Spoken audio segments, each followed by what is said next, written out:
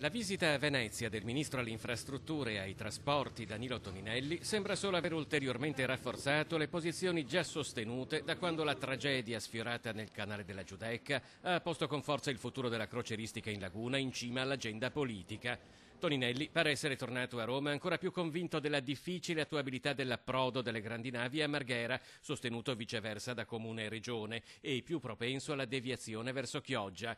Così come si rafforza in una fetta di opinione pubblica la voglia di non concedere più nemmeno l'ingresso in laguna. La scelta finale appare sempre di più un rebus. Stiamo discutendo appunto, lavorando, non voglio dire H24, ma insomma sono stato a Roma 6 giorni su 8 in questi ultimi 8 e quindi alla fine stiamo lavorando molto. Ci sono tutta una serie di ipotesi in piedi, stiamo cercando di analizzare il più possibile tutti gli aspetti scientifici e tecnici e su questo si esprimerà poi alla fine il Ministero che fa sintesi di tutte le posizioni in campo.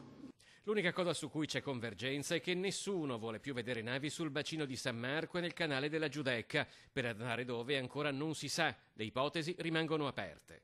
Il lunedì c'è un'ulteriore riunione e siamo in qualche modo, non dico in convocazione permanente, però il lavoro o al Ministero e sia con la parte diciamo istituzionale, poi con la parte dei tecnici, coinvolgendo tutte le varie articolazioni dello Stato che su questi temi hanno delle competenze, quindi il lavoro è un lavoro importante, serio, duro, che stiamo portando avanti tutti, però appunto coordinato dal MIT.